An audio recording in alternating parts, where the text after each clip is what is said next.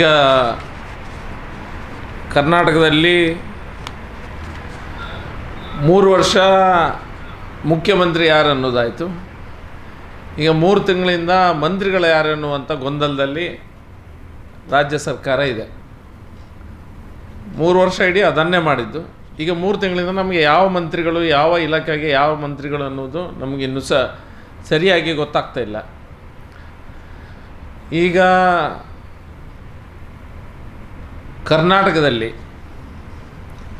ಆಗುತ್ತಿರುವಂಥ examinations ಏನಿದೆ, ಇರ್ಬೋದು, KPSC examinations ಇರ್ಬೋದು, KA ಕಂಡಕ್ಟ್ ಮಾಡಿರುವಂಥ ಎಕ್ಸಾಮಿನೇಷನ್ಸ್ ಇರ್ಬೋದು, SLC ಎಕ್ಸಾಮಿನೇಷನ್ಸ್ ಇರ್ಬೋದು, AEE ಎಕ್ಸಾಮಿನೇಷನ್ಸ್ ಇರ್ಬೋದು, ಕೃಷಿ ಇಲಾಖೆ ಎಕ್ಸಾಮಿನೇಷನ್ಸ್ ಇರ್ಬೋದು, ಪೊಲೀಸ್ ಇಲಾಖೆ ಎಕ್ಸಾಮಿನೇಷನ್ಸ್ ಇರ್ಬೋದು, ಇದೆಲ್ಲದರಲ್ಲಿ ಇದೆಲ್ಲದ ಗೊಂದಲದ ಗೂಡಾಗಿ ಕುಳಿತಿದೆ. ಕೇಂದ್ರದಲ್ಲಿ ನೀಟ್ನ ಸಮಸ್ಯೆ ಆದರೆ ಪ್ರಧಾನಮಂತ್ರಿಗಳು ಹೊಣೆ, ರಾಜ್ಯ ಸರ್ಕಾರದಲ್ಲಿ ಎಕ್ಸಾಮಿನೇಷನ್ನ ಸಮಸ್ಯೆಗಳು ಗೊಂದಲಗಳು ಬಂದರೆ ಅಧಿಕಾರಿಗಳು ಹೊಣೆ ಅನ್ನುವಂಥ ಒಂದು ಡಬಲ್ ಸ್ಟ್ಯಾಂಡರ್ಡ್ ನೀತಿಯನ್ನು ಇವರು ನಡೆಸ್ಕೊಂಡು ಬಂದಿದ್ದಾರೆ. ಪ್ರಿಯಾಂಕ್ ಖರ್ಗೆ ಅವರು ಅಂತ ಒಂದು ಇನ್ಸೆನ್ಸಿಟಿವ್ ಮಂತ್ರಿಗಳು ಈಗ ಅದು ಗೃಹ ಮಂತ್ರಿಗಳಾಗಿದ್ದಾರೆ. ದ ಮೋಸ್ಟ್ ಇನ್ಸೆನ್ಸಿಟಿವ್ ಮಂತ್ರಿಗಳನ್ನು ನಾನು ಇಷ್ಟವರೆಗೆ ನೋಡಲಿಲ್ಲ.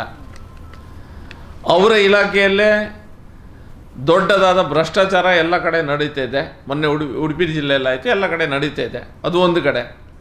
ಇನ್ನೊಂದು ಕಡೆ ಪೊಲೀಸ್ ಇಲಾಖೆಯ ಎಕ್ಸಾಮಿನೇಷನ್ಸ್ಗೆ 3 ವರ್ಷಗಳಿಂದ ಯುವಕ ಯುವತಿಯರು ತಯಾರಿಯನ್ನು ಮಾಡ್ತಾಯಿದ್ದಾರೆ. ಮೊದಲು ಎಕ್ಸಾಮಿನೇಷನ್ ಡೇಟನ್ನು ಫಿಕ್ಸ್ ಮಾಡಲಿಕ್ಕೆ ಇವ್ರ ಹತ್ರ ಗೊಂದಲ. 10 ಗಂಟೆ ಎಕ್ಸಾಮಿನೇಷನನ್ನು 11 ಗಂಟೆಗೆ ಕರೆಯೋದು, ಎಕ್ಸಾಮಿನೇಷನ್ನಲ್ಲಿ OMR ಶೀಟು ಮತ್ತು ಇದಕ್ಕೆ ಮಾರ್ಕ್ಸಿದ ನಂಬರಿಂಗಿಗೆ ತಾಳಮೇಳ ಇಲ್ಲ. ಇದೆಲ್ಲ ಗೊಂದಲದ ಗೂಡು. ಅವ್ರ ಹತ್ರ ಹೋಗಿ ಕೇಳಿದರೆ ಬೇರೆ ಬೇರೆ KE ಇಲಾಖೆಯಲ್ಲಿ ಭ್ರಷ್ಟಾಚಾರ ಆಯಿತು, KPSCಯಲ್ಲಿ ಚೇರ್ಮನ್ನನ್ನು ಸಮಸ್ಯೆ ಏನಾಗಿದೆ ನಿಮ್ಗೆ ಗೊತ್ತಿತ್ತು, ಗವರ್ನರೇ ಡೈರೆಕ್ಟಾಗಿ ಇಂಟರ್ಫಿಯರೆನ್ಸ್ ಆದ ಕಾರಣಕ್ಕಾಗಿ ಅದನ್ನು ಒಂದು ಲೈನಿಗೆ ತರಲಿಕ್ಕಾಗಿದೆ. ಸರ್ಕಾರ ಹತ್ರ ಕೇಳಿದರೆ KPSCಯನ್ನೇ ನಾವು ಬ್ಯಾನ್ ಮಾಡ್ತೇವೆ, ಅದನ್ನೇ ತೆಗಿಬೇಕು ಅನ್ನುವಂಥ ಹಾರಿಕೆ ಉತ್ತರ. KPSCಯನ್ನು ಬ್ಯಾನ್ ಮಾಡಲಿಕ್ಕೆ ಕಾನ್ಸ್ಟಿಟ್ಯೂಷನಲ್ಲಿ ನಾಟ್ ಪಾಸಿಬಲ್, ಸಾಧ್ಯನೇ ಇಲ್ಲ. ಆದರೆ ಅದರಲ್ಲಿ ಸುಧಾರಣೆ ತರುವಂಥ ವ್ಯವಸ್ಥೆ ಅಥವಾ ಹಕ್ಕು ರಾಜ್ಯ ಸರ್ಕಾರಕ್ಕಿದೆ. ಅದನ್ನು ಇವರು ಅದರ ವಿಷಯಕ್ಕೆ ಹೋಗ್ತಾ ಇಲ್ಲ. ಕರ್ನಾಟಕ ಎಕ್ಸಾಮಿನೇಷನ್ ಕಂಡಕ್ಟಿಂಗ್ ಅಥಾರಿಟಿ ಏನಿದೆ, ಅವರು ಎಷ್ಟು ಎಕ್ಸಾಮಿನೇಷನ್ಗಳನ್ನು ಮಾಡ್ತಾ ಇದ್ದಾರೆ, ಎಲ್ಲದರಲ್ಲಿ ಗೊಂದಲ. ಮೊನ್ನೆ ಕೆಲವು ಎಕ್ಸಾಮಿನೇಷನ್ಗಳಲ್ಲಿ ಇಂಗ್ಲೀಷಿನ ಕನ್ನಡಕ್ಕೆ ಅನುವಾದವಂಥ ಸಂದರ್ಭದಲ್ಲಿ 90ಕ್ಕೂ ಹೆಚ್ಚು ಕ್ವಶನ್ಸ್ಗಳಲ್ಲಿ ಮಿಸ್ಟೇಕ್ ಆಗಿದೆ. ಪುನಃ ಎಕ್ಸಾಮಿನೇಷನ್ ಮಾಡ್ತಾರೆ. ಎಕ್ಸಾಮಿನೇಷನ್ ಮಾಡಿದಾಗ ಎಷ್ಟು ಇರೆಸ್ಪಾನ್ಸಿಬಲ್ ಅಂದರೆ 116 ಕ್ವಶನ್ಸು ಪುನಃ ತಪ್ಪಾಗಿದೆ. ಪುನಃ ಅದರಲ್ಲಿ ತಪ್ಪುಗಳನ್ನು ನಮಗೆ ಹುಡಲಿಕ್ಕೆ ಸಾಧ್ಯ ಆಗಿದೆ. ನಮ್ಮ ಪ್ರಿಯಾಂಕ್ ಖರ್ಗೆ ಅವರು ಕರ್ನಾಟಕದ ರಾಜ್ಯದ ಸಮಸ್ಯೆಗಳಿಗೆ ಸ್ಪಂದಿಸುವುದನ್ನು ಬಿಟ್ಟು ಅವರು ಡೆಲ್ಲಿ ರಾಜಕಾರಣ ಮಾಡಲಿಕ್ಕೆ ಹೊರಟಿದ್ದಾರೆ. ಇಲ್ಲಿ ಅವರ ಪ್ಲೇಟಲ್ಲಿ ಹೆಗ್ಗಣ ಇದೆ, ಬದಿಮನೆಯವರ ನೊಣವನ್ನು ಹುಡುವಂಥ ಪ್ರಯತ್ನ ಈ ವ್ಯಕ್ತಿ ಮಾಡ್ತಾ ಇದ್ದಾರೆ. ಈ ಎಕ್ಸಾಮಿನೇಷನ್ ಸಿಸ್ಟಮಲ್ಲಿ ಹಿಂದೆ ಕೆಲವಾರು ಸಮಿತಿಗಳಿತ್ತು. PC ಹೋಟಾ ಕಮಿಟಿ ಒಂದು ವರದಿ ಕೊಟ್ಟಿದ್ದರು. ನಂತರ 2016ನಲ್ಲಿ TB ಜಯಚಂದ್ರ ಅವರು ಮಿನಿಸ್ಟರ್ ಇದ್ದರು, ಅವರನ್ನು ಸ್ವೀಕಾರ ಮಾಡಿದರು. ಆದರೆ ಅದನ್ನು ಇನ್ನೂ ಇಂಪ್ಲಿಮೆಂಟೇಷನ್ ಮಾಡಲಿಲ್ಲ. ಹಿಂದೆ ವೀರಪ್ಪ ಮೊಯ್ಲಿ ಅವರು ಮಾಡಿದಂಥ UPSC ಸುಧಾರಣೆಯನ್ನು ರಾಜ್ಯ ಸರ್ಕಾರ ಇನ್ನೂ ಅದನ್ನು ಮಾಡ್ತಾ ಇಲ್ಲ, ಅದನ್ನು ಇನ್ನೂ ಇಂಪ್ಲಿಮೆಂಟ್ ಮಾಡ್ತಾ ಇಲ್ಲ. ಅಂದರೆ ಅವರಿಗೆ KPSCಯಲ್ಲಿ ಭ್ರಷ್ಟಾಚಾರ ಮಾಡಬೇಕು ಅನ್ನುವಂಥ ಒಂದು ಲೂಪ್ ಹೋಲನ್ನು ಇಟ್ಕೊಂಡು ಸರ್ಕಾರ ಕೆಲಸಗಳನ್ನು ಮಾಡ್ತಾಯಿದೆ. KPSCಯಲ್ಲಿ ಯಾವ ಬ್ರಹ್ಮಾಂಡ ಭ್ರಷ್ಟಾಚಾರ ಆಗಿದೆ ನಿಮಗೆ ಗೊತ್ತಿದೆ. ಮುಖ್ಯಮಂತ್ರಿಗಳ ಗೃಹ ಕಚೇರಿ ಒಳಗಿಂದಲೇ ವೆಟರ್ನರಿ ಎಕ್ಸಾಮಿನೇಷನ್ ಆದ ನಂತರ 600 ಜನ ವಿದ್ಯಾರ್ಥಿಗಳಲ್ಲಿ 400 ಅದರಲ್ಲಿ ಪಾಸ್ ಆಗಿದ್ದರು. 400 ವಿದ್ಯಾರ್ಥಿಗಳಲ್ಲಿ ಯಾರಾದರೂ ಪಾಸ್ ಆಗಿದ್ದಾರೆ ಅವರನ್ನು ಅರೌಂಡ್ 350 crores ಅಷ್ಟು ದೊಡ್ಡ ಸ್ಕ್ಯಾಮಿನ ಮೂಲಕ ಒಬ್ಬೊಬ್ಬರ ಹತ್ರ 80 ಲಕ್ಷದಷ್ಟು ಹಣವನ್ನು ಇವರು ಡೈರೆಕ್ಟಾಗಿ ಕೇಳಿದ್ದು ನಮಗೆಲ್ಲರಿಗೂ ಗೊತ್ತಿರುವಂಥ ವಿಷಯ. ಇಷ್ಟು ದೊಡ್ಡ ವಿಷಯಗಳಿದೆ. ಇದನ್ನು ಪ್ರಿಯಾಂಕ್ ಖರ್ಗೆ ಅವರು ಹೇಳ್ತಾರೆ, ಇದೆಲ್ಲ ವಿಷಯಗಳು ಬಂದಾಗ ನೀವು 21 ದಿನ ಪ್ರತಿಭಟನೆ ಮಾಡಿ, 21 ದಿನ ಪ್ರತಿಭಟನೆ ಮಾಡಿದ ನಂತರ ನಾವು ಲಾಠಿ ಚಾರ್ಜ್ ಮಾಡ್ತೇವೆ, ಲಾಠಿ ಚಾರ್ಜ್ ಮಾಡಿದ ನಂತರ ನಾವು ರಿಸಿಗ್ನೇಷನ್ ಕೊಡ್ತೇವೆ ಅನ್ನುವಂಥ ಮೋಸ್ಟ್ ಇನ್ಸೆನ್ಸಿಟಿವ್ ಒಂದು ಹೇಳಿಕೆ. ಒಂದು ಗೃಹ ಮಂತ್ರಿಗಳಾಗಿ ಈ ಒಂದು ರಾಜ್ಯದ ಯುವಜನತೆ ಏನಿದೆ, ಅಥವಾ ಜನ್ಝಿ ಅಂತ ಇವ್ರಿಗೆ ಯಾರು ಕರಿತಾ ಇದ್ದಾರೆ, ಅಥವಾ ಯುವತಿಯರು ಯಾರು ಎಕ್ಸಾಮಿನೇಷನ್ಸನ್ನು ಕೊಟ್ಟಿದ್ದಾರೆ, ಅವರ ಆಸೆ ಆಕಾಂಕ್ಷೆಗಳಿಗೆ ನೀರನ್ನು ಹಾಕುವಂಥ ಕೆಲಸಗಳನ್ನು, ತಣ್ಣೀರನ್ನು ಎರಚುವಂಥ ಕೆಲಸಗಳನ್ನು ಮಾಡ್ತಾ ಇದ್ದಾರೆ. 3 ವರ್ಷ ಉದ್ಯೋಗ ಅವಕಾಶಗಳು 2.5 lakhs ಅಧಿವೇಶನದಲ್ಲಿ ನಾವು ಪ್ರಶ್ನೆ ಹಾಕಿದಾಗ ಉತ್ತರ ಕೊಟ್ಟಿದ್ದಾರೆ. 2.5 ಲಕ್ಷ ಇನ್ನೂ ಸಹ ಜಾಬ್ ವೇಕೆನ್ಸೀಸ್ ಇದೆ. ಎಕ್ಸಾಮಿನೇಷನನ್ನು ಏನೋ ಮಾಡಿದಾಗ ಮಾಡ್ತಾರೆ, ಆದರೆ ಅವರ ಕೈಗೆ ದುಡ್ಡು ತಲುಪ್ತಾ ಇಲ್ಲ. ಇವರು ಭ್ರಷ್ಟಾಚಾರ ಮಾಡುವ ದಾರಿಯಲ್ಲಿ ಸಿಕ್ಕಿಬೀಳ್ತಾ ಇದ್ದಾರೆ. ಹಾಗಾಗಿ ಅವರು ಈ ಜಾಬನ್ನು ಫಿಲ್ಲಪ್ ಮಾಡ್ತಾ ಇಲ್ಲ, ವೇಕೆನ್ಸಿಯನ್ನು ಹಾಗೆ ಮೇಂಟೈನ್ ಮಾಡ್ತಾ ಇದ್ದಾರೆ. 2.5 ಲಕ್ಷ ಜಾಬು ಆಲ್ರೆಡಿ ವೇಕೆನ್ಸಿ ಇದೆ. 2.5 ಲಕ್ಷವನ್ನು ಇವರಿಗೆ 3.5 ವರ್ಷ ಜಾಸ್ತಿ ಆಯಿತು. 4 ವರ್ಷ ಹತ್ರ ಬಂತು. 3 ವರ್ಷ ಇದಾಗಿದೆ, ಸರ್ಕಾರ ಬಂದು 3 ವರ್ಷ ಆಗಿದೆ. ಇನ್ನೂ ಸಹ ಈ ವೇಕೆನ್ಸಿಯನ್ನು ಫಿಲ್ ಮಾಡುವಂಥ ಪ್ರಯತ್ನ ಇವರು ಯಾರೂ ಮಾಡ್ತಾ ಇಲ್ಲ. ಅಂದರೆ ಎಲ್ಲದರಲ್ಲಿ ಸಹ ಭ್ರಷ್ಟಾಚಾರ. ಮಾತಾಡಲಿಕ್ಕೆ ಹೋದರೆ ಈ ರೀತಿಯ ಅಸಡ್ಡೆಯ ಮಾತುಗಳನ್ನು ಇವರು ಮಾಡ್ತಾ ಇದ್ದಾರೆ. ಒಂದು ಕಡೆ ಮುಖ್ಯಮಂತ್ರಿಗಳು ನಾನು ಎಕಾನಮಿಕಲಿ ಸ್ಟೇಟನ್ನು ಸರಿ ಮಾಡ್ತೇನೆ ಅನ್ನುವಂಥ ಮಾತನ್ನು ಹೇಳ್ತಾ ಕೋಟಿಗಟ್ಟಲೆ ಸಾವಿರ ಕೋಟಿ ಲೋನ್ ಮಾಡ್ತಾ ಇದ್ದಾರೆ. ಈ ಪ್ರಿಯಾಂಕ್ ಖರ್ಗೆ ಇಡೀ ಕಾನೂನು ಸುವ್ಯವಸ್ಥೆ ಎಲ್ಲ ಕಡೆ ಹದಗೆಟ್ಟಿದೆ. ಯಾವುದೇ ಒಂದು ಪೊಲೀಸ್ ಸ್ಟೇಷನಿಗೆ ಹೋಗಿ ನೋಡಿ, ಪೊಲೀಸ್ ಸ್ಟೇಷನಲ್ಲಿ ಭ್ರಷ್ಟಾಚಾರ ಮಿತಿ ಮೀರ್ತಾ ಇದೆ.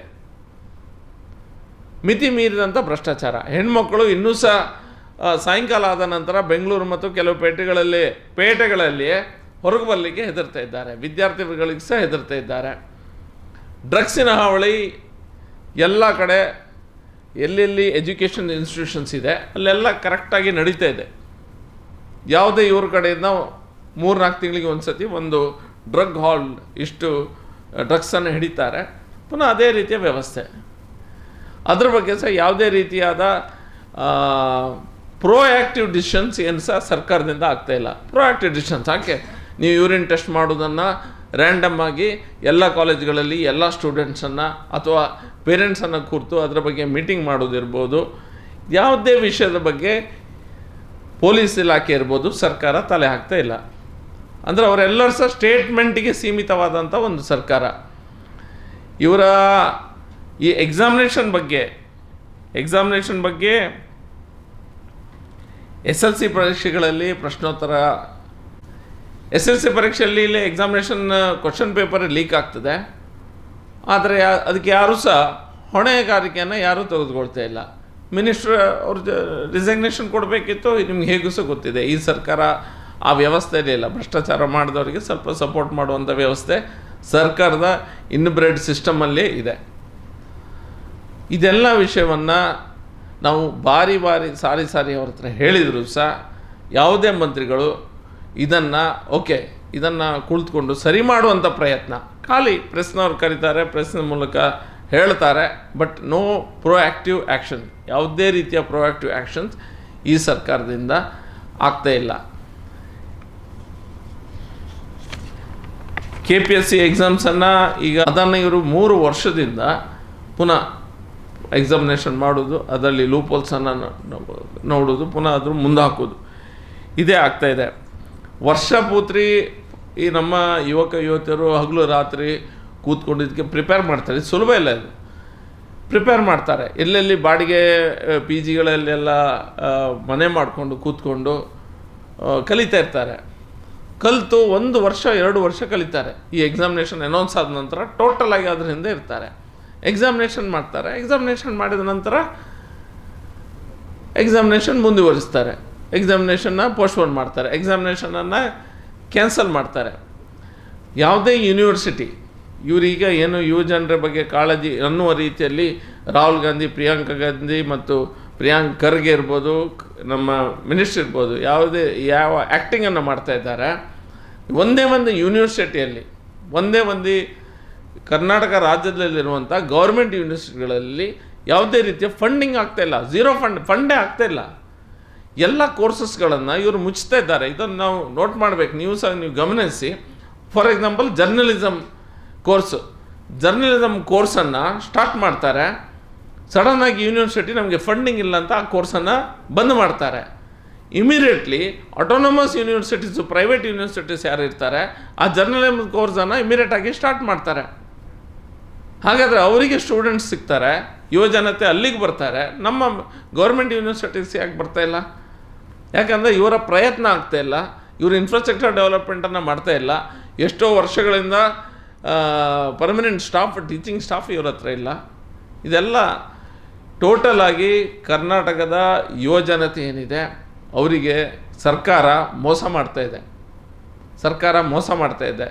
ಮಧ್ಯಮ ವರ್ಗದ ಮತ್ತು ಬಡ ವಿದ್ಯಾರ್ಥಿಗಳು ಯಾರಿದ್ದಾರೆ ಅವರಿಗೆ ಏನೋ ಒಂದು ಆಸೆ ಇರ್ತದೆ, ಸರ್ಕಾರಿ ನೌಕರಿಯನ್ನು ತೆಗೆದುಕೊಳ್ಬೇಕು, ಅದಕ್ಕೋಸ್ಕರ ಭಾಳಷ್ಟು ಕಷ್ಟಪಡ್ತಾರೆ. ಇದನ್ನೆಲ್ಲ ನಿಗ್ಲೆಕ್ಟ್ ಮಾಡಿದ್ದಾರೆ. ಮಾತೆತ್ತಿದ್ರೆ ನೀಟ್ ಅಂತ ಹೇಳ್ತಾರೆ, ಮಾತೆತ್ತಿದ್ರೆ ಅವರು ಪ್ರಿಯಾಂಕ್ ಖರ್ಗೆ ಅವರು ನೀಟ್ ಅಂತ ಹೇಳ್ತಾರೆ. ನೀಟಲ್ಲಿ ಏನು ಎಕ್ಸಾಮ್ ತಪ್ಪಾಗಿದೆ, ಸರ್ಕಾರ ಅದಕ್ಕೆ ಇಮಿಡಿಯೇಟಾಗಿ ಕರೆಕ್ಟಿವ್ ಮೆಜರ್ಸನ್ನು ತೆಗೆದುಕೊಂಡಿದೆ. ಒಂದು ಎಕ್ಸಾಮಿನೇಷನ್ ಮಾಡಬೇಕಾದ್ರೆ 6 ತಿಂಗಳು ಬೇಕಾಗ್ತದೆ. 1 ತಿಂಗಳೊಳಗಾಗಿ ನೀಟ್ ಎಕ್ಸಾಮಿನೇಷನ್ಸ್ ಮಾಡಿದ್ದಾರೆ. 1 ತಿಂಗಳೊಳಗಾಗಿ ಯಾರೆಲ್ಲ ಟೀಚರ್ಸ್, ಗೌರ್ಮೆಂಟ್ ಮೆಷಿನರಿ ಅಲ್ಲ, ಟೀಚರ್ಸ್ ಯಾರು ಇದನ್ನು ಇದು ಮಾಡಿದ್ದಾರೆ ಅವರನ್ನೆಲ್ಲ ಅವರನ್ನೆಲ್ಲ ಸಹ ಅರೆಸ್ಟ್ ಮಾಡಿದ್ದಾರೆ. ಅದ್ರ ಬಗ್ಗೆ ಆ್ಯಕ್ಷನ್ ಆಗಿದೆ. ಲಾಜಿಕಲ್ ಆ್ಯಂಡ್ ಫಾಸ್ಟ್ ಟ್ರ್ಯಾಕ್ ಕೋರ್ಟನ್ನು ಈಗ ಇಮಿಡಿಯೇಟಾಗಿ ನಮ್ಮ ಪಾರ್ಲಿಮೆಂಟಲ್ಲಿ ಅದೇ ಪಾಸ್ ಆಗಿದೆ. ಎಲ್ಲ ಆ್ಯಕ್ಷನ್ಸನ್ನು ಸರ್ಕಾರದ ಕಡೆಯಿಂದ ಯುವಜನತೆಗೆ ಅನ್ಯಾಯ ಆಗಬಾರ್ದು ಎನ್ನುವಂಥ ನಿಟ್ಟಿನಲ್ಲಿ ಕ್ರಮವನ್ನು ಕೈಗೊಂಡಿದ್ದಾರೆ. ಆದರೆ ನಮ್ಮ ಕರ್ನಾಟಕದಲ್ಲಿ ಇಷ್ಟು ಗೊಂದಲಗಳ ಗೂಡಾಗಿದೆ. ಎಕ್ಸಾಮಿನೇಷನ್, ಎಲ್ಲ ಎಕ್ಸಾಮಿನೇಷನ್ಸ್ 1-2 ಅಂತಲ್ಲ, ಇಂಜಿನಿಯರಿಂಗು, ಕೃಷಿ ಇಲಾಖೆ ಎಲ್ಲ ಎಕ್ಸಾಮಿನೇಷನ್ನಲ್ಲಿ ಗೋಲ್ಮಾಲ್ ಆಗ್ತಾಯಿದೆ. ಇಷ್ಟು ದೊಡ್ಡ ಭ್ರಷ್ಟಾಚಾರ ನಡೀತಾ ಇದೆ. ಯಾವುದೇ ಆ್ಯಕ್ಷನ್ಸ್ ಇಲ್ಲ, ಯಾವುದೇ ರೀತಿ ಕರೆಕ್ಟಿವ್ ಆ್ಯಕ್ಷನ್ಸ್. ಆಯ್ತಪ್ಪ, ತಪ್ಪತ್ತು ಯಾರೋ ಮಾಡಿದ್ದಾರೆ, ನೀವು ಎಲ್ಲದಕ್ಕೆ ಸಹ ಅಧಿಕಾರಿಗಳನ್ನು ದೂರಿದ್ರೆ ಆಗೋದಿಲ್ಲ. ನಿಮಗೆ ಜನ ಓಟ್ ಹಾಕಿ ಕೂರಿಸಿದ್ದಾರೆ, ಯು ಟೇಕ್ ಸಮ್ ಆ್ಯಕ್ಷನ್. ನೀವು ಯಾವುದೇ ಆ್ಯಕ್ಷನ್ ತೆಗಿಲಿಕ್ಕೆ ರೆಡಿ ಇಲ್ಲ ಅಂತ ಹೇಳಿದರೆ ಹೇಗೆ? ಪ್ರಿಯಾಂಕ್ ಖರ್ಗೆ ಅಂತೂ ಸಹ ಬೆಳಿಗ್ಗೆ ಎದ್ದ ಕೂಡಲೇ ಒಂದು ರಾಹುಲ್ ಗಾಂಧಿಯ ಫೋಟೋಗೆ ಪೂಜೆ ಮಾಡಿದ ನಂತರ ನೆಕ್ಸ್ಟ್ ಜಪ ಮಾಡೋದೇ RSS ಅವರಿಗೆ ಬೇರೆ ಕೆಲಸನೇ ಗೊತ್ತಿಲ್ಲ ವ್ಯಕ್ತಿಗೆ. ನಾನು ಹಿಂದೆ ಸಿಂಡ್ರೋಮ್ ಅಂತ ಸಮಸ್ಯೆ ಇದೆ ಅವರಿಗೆ. ಇಡೀ ವಿಶ್ವದಲ್ಲಿರುವಂಥ ಎಲ್ಲ ಸಮಸ್ಯೆಗಳಿಗೆ ನನ್ನ ಹತ್ರ ಪರಿಹಾರ ಇದೆ ಅನ್ನುವಂಥ ರೀತಿಯಲ್ಲಿ ತೋರಿಸ್ಕೊಳ್ಳೋದು. ಇಡೀ ಯಾವುದೇ ಸಮಸ್ಯೆ ಇದ್ರೂ ಸಹ ಅಧಿವೇಶನದಲ್ಲಿ ಸಹ ಹಾಗೆ ಯಾರು ಏನು ಕ್ವಶನ್ ಕೇಳಿದ್ರೆ ಈ ವ್ಯಕ್ತಿ ಒಂದು ಎದ್ದು ನಿಲ್ಲೋದು, ನಾನು ಉತ್ತರ ಕೊಡ್ತೇನೆ ಅಂತ. ಮಾತ್ರ ತನ್ನ ಒಂದು ಡಿಪಾರ್ಟ್ಮೆಂಟ್ ಏನಿದೆ, ತನ್ನ ಗೃಹ ಇಲಾಖೆ ಏನಿದೆ, ಅದನ್ನು ಈಗ ಸರಿಯಾಗಿ ನಡೆಸ್ಕೊಳ್ಳಿಕ್ಕೆ ಈ ಜನ ವ್ಯಕ್ತಿಯಿಂದ ಆಗ್ತಾಯಿಲ್ಲ.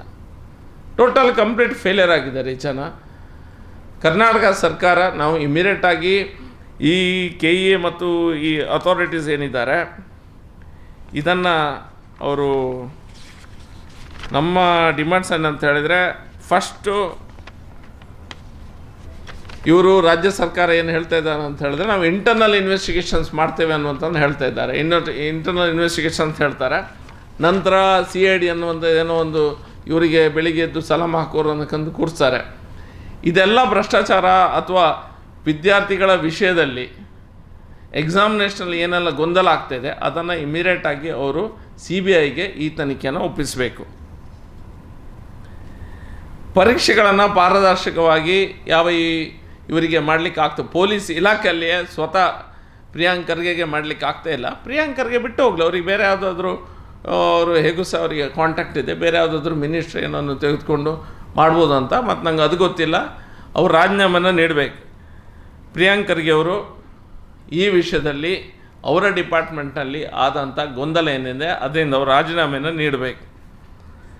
ಮತ್ತು ಮುಖ್ಯಮಂತ್ರಿಗಳು ಸಹ ಈ ರೀತಿಯ ಹೊಣೆಗೇಡಿತನದ ಸ್ಟೇಟ್ಮೆಂಟನ್ನು, ಇಲ್ಲಿ ಮಿಸ್ಟೇಕ್ ಆದರೆ ಎಲ್ಲ ಅಧಿಕಾರಿಗಳು ಅನ್ನುವಂಥ ಹೊಣೆಗೇಡಿತನದ ಸ್ಟೇಟ್ಮೆಂಟನ್ನು ಹೇಳಿಕೊಂಡು ನುಣಿಸುವ ಪ್ರಯತ್ನವನ್ನು ಮಾಡ್ಕೊಳ್ಬಾರ್ದು. ಮತ್ತು ಯಾರು ಸಚಿವರು ಇದಕ್ಕೆಲ್ಲ ಯಾವ್ಯಾವ ಡಿಪಾರ್ಟ್ಮೆಂಟಲ್ಲಿ ಎಕ್ಸಾಮಿನೇಷನ್ಸ್ ಆಗಿದೆ ಅಲ್ಲಿ ಅವರು ರೆಸಿಗ್ನೇಷನನ್ನು ಆಯಾ ಮಂತ್ರಿಗಳಿಂದ ತೆಗೆದುಕೊಳ್ಬೇಕು. ಮಂತ್ರಿಗಳಿಗೆ ಕೆಲವುದಕ್ಕೆ ಇದ್ದಾರೆ, ಕೆಲವುದಕ್ಕೆ ಇಲ್ಲ. ಫಾರ್ ಎಕ್ಸಾಂಪಲು ಕೃಷಿ ವಿಜ್ಞಾನ ಯೂನಿವರ್ಸಿಟಿ ಏನಿದೆ ಅಲ್ಲಿ ಎಲಿಜಿಬಿಲಿಟಿ ಕ್ರೈಟೀರಿಯಾ ಇತ್ತು, ಈ ರೀತಿಯಾಗಿ ಇರಬೇಕು, ಕೃಷಿ ಇಲಾಖೆಯವರೇ ಓದಿದವರೇ, ಆ ಎಲಿಜಿಬಿಲಿಟಿ ಕ್ರೈಟೀರಿಯಾ ಎಲ್ಲ ಇತ್ತು. ಹಾಗಾಗಿ ಅವರೇ ಎಕ್ಸಾಮಿನೇಷನ್ ಕೊಡಲಿಕ್ಕೆ ಸಾಧ್ಯ. ಹಿಂದೆ ಅದು ಪಂಚಾಯತ್ ರಾಜ್ ಅಡಿಯಲ್ಲಿ ಬರ್ತಾಯಿತ್ತು, ಬಹುಶಃ ಪ್ರಿಯಾಂಕರ್ಗೆ ಅವರ ಅಡಿಯಲ್ಲಿ ಬರ್ತಾಯಿತ್ತು. ಅದನ್ನು ಡಬಲ್ ಚೆಕ್ ಮಾಡ್ಕೊಳ್ಬೇಕು. ಅದು ಇವರು ಯಾವ ರೀತಿಯ ಬದಲಾವಣೆಗಳನ್ನು ತಂದಿದೆ ಅಂತ ಹೇಳಿದರೆ, ಆ ಎಲಿಜಿಬಿಲಿಟಿ ಕ್ರೈಟೀರಿಯಾನ ಕೃಷಿ ಇಲಾಖೆಯಲ್ಲಿ ಕೆಲಸಕ್ಕೆ ಸೇರಲಿಕ್ಕೆ ಎಲಿಜಿಬಿಲಿಟಿ ಕ್ರೈಟೀರಿಯಾವನ್ನೇ ಚೇಂಜ್ ಮಾಡಿ ಅವರಿಗೆ ಬೇಕಾದ ಹಾಗೆ ಎಲಿಜಿಬಿಲಿಟಿ ಕ್ರೈಟೀರಿಯಾವನ್ನು ತಯಾರು ಮಾಡಿ ಈಗ ಹಿಂಬಾಗಲಿನಿಂದ ಅವರನ್ನು ತೆಗೆದುಕೊಳ್ಳಲಿಕ್ಕೆ, ಜಾಬನ್ನು ಕೊಡಲಿಕ್ಕೆ ಒಂದು ಅವಕಾಶ ಮಾಡಿಕೊಡುವಂಥ ಕಾಯ್ದೆಯನ್ನು ಸಹ ಇವರು ಪಾಸ್ ಮಾಡ್ಕೊಂಡಿದ್ದಾರೆ. ಆ ರೀತಿಯಾಗಿ ತಂದೆ. ಮತ್ತು ಅಧಿವೇಶನದಲ್ಲಿ ಬುಲ್ಡೋಸಿಂಗ್, ಕೆಲವು ವಿಷಯಗಳ ಬಗ್ಗೆ ಚರ್ಚೆಯನ್ನು ಸಹ ಮಾಡೋದಿಲ್ಲ.